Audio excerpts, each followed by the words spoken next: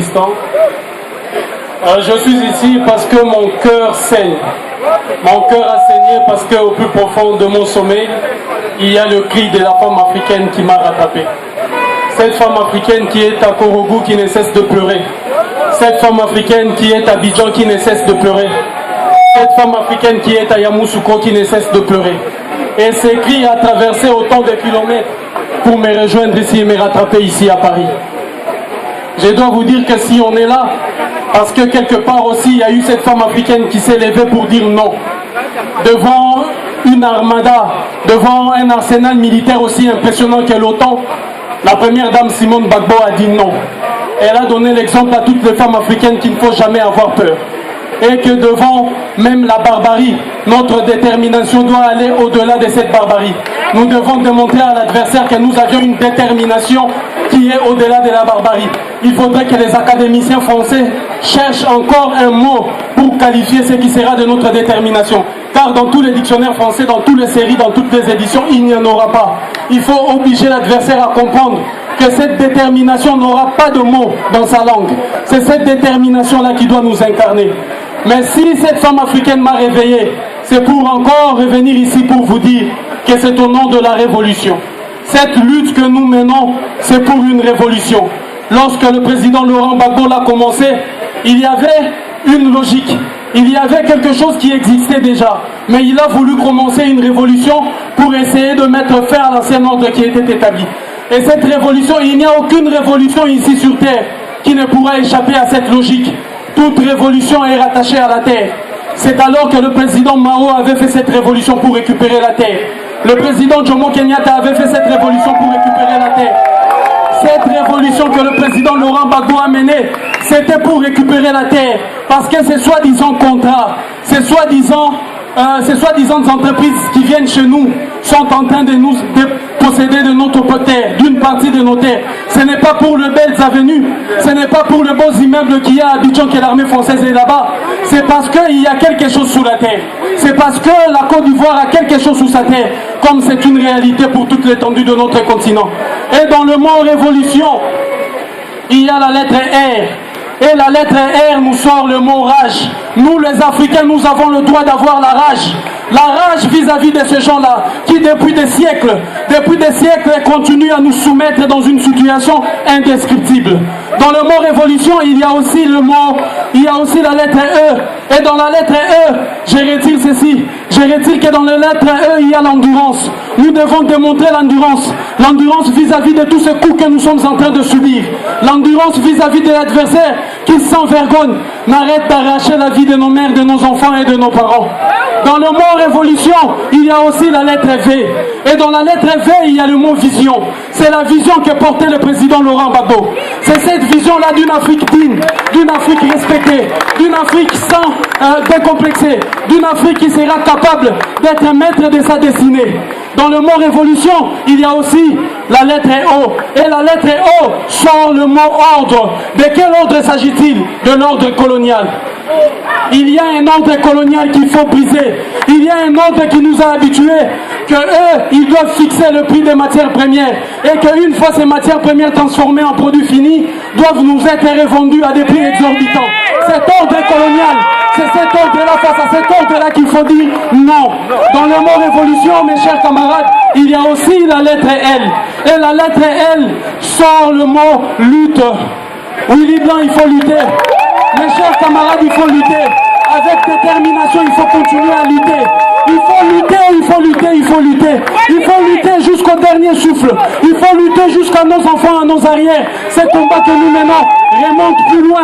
Si nous remontons les cordons ombilicaux de cette lutte, nous irons très loin même. Rappelez-vous de la même manière qu'ils ont déporté le président Laurent Gbagbo. C'est de la même manière que le roi Béhanzin du Dahomey a été déporté. Ne vous en souvenez toujours, ne l'oubliez jamais. Et dans le mot révolution, il y a aussi la lettre U. Et la lettre U nous sort le mot unité. C'est cette unité-là que le frère et les camarades Willy Blanc parlaient. Lorsque nous parlons de l'unité, nous devons nous fondre en tant qu'Africains. Nous devons nous fondre dans une seule vision. Nous devons nous fondre, avoir l'âme de l'Afrique. Cette âme de la dignité qui vibre. Car dans le mot révolution, il y a aussi la lettre T. Et la lettre T nous sort le mot terre. C'est la terre d'Afrique qui pose problème. L'uranium dont on parle ne réside pas dans des banques. L'uranium dont on parle ne réside pas dans des banques. Ben c'est sous la terre de l'Afrique. L'or dont on parle, ce n'est pas à la Banque Centrale Européenne que vous allez le trouver. C'est sous la terre de l'Afrique. Le cacao dont nous parlons, ça pousse sous la terre de l'Afrique. C'est là que tout commence. Dans ces mots révolution, la lettre T, cette lettre T, nous sort aussi le mot traité. Et s'il y a quelqu'un ici parmi vous qui a les traités de Rome, qui l'amène ici, je vais les déchirer. Parce que nous avions dit que c'est de manière juridique et matérielle qu'il faut faire tomber le mur de la CPI. Et le mur de la CPI commence par les traités de Rome. Et si quelqu'un ici a ces traités, amenez-les ici, je vais les déchirer devant la face du monde.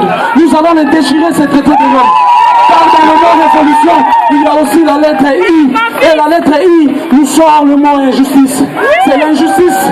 C'est cette injustice dont est victime le président Laurent Gbagbo. C'est cette injustice dont est victime le camarade Charles Blé Goudé.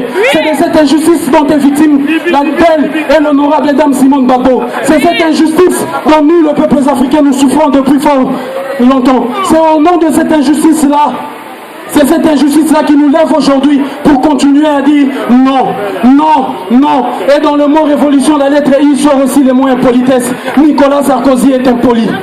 Il est mal élevé, il est impoli.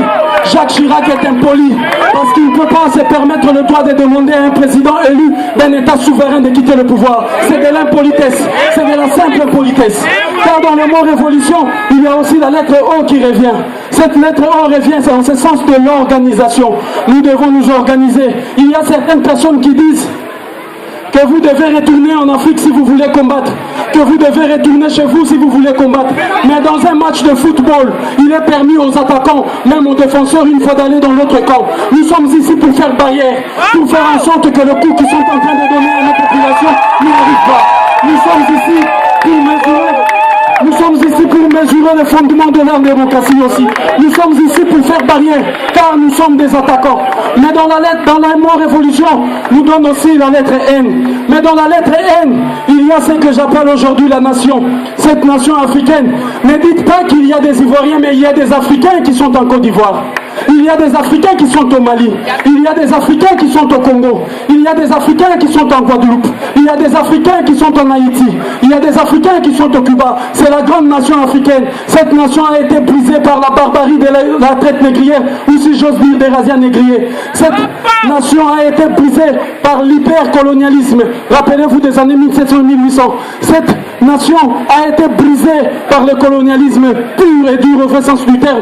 Mais elle continue d'être brisée par le néocolonialisme, dont le représentant le plus excellent, Joseph Kabila, dont le représentant le plus excellent, Blaise Compaoré, dont le représentant le plus excellent, Alassane Dramane Ouattara, qui est venu hier.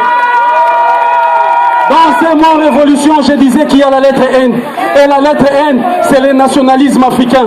C'est le nationalisme africain. Le nationalisme africain n'est nullement la haine du blanc, loin s'en faut.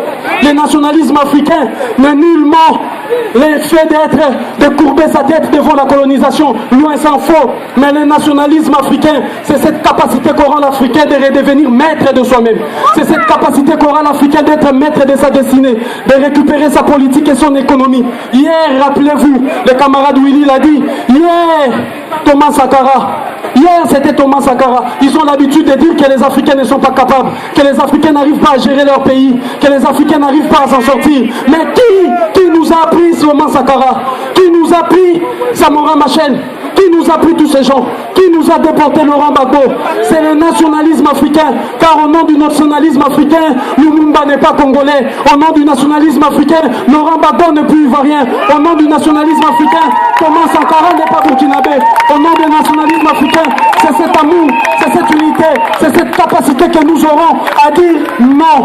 Devant la force soi-disant sophistiquée de l'OTAN, nous dirons non. Charles Blé Goudé a dit non. Simone Gbagbo a dit non. Laurent Gbagbo a dit non. C'est devant le nom de ce nationalisme africain que nous dirons non, non.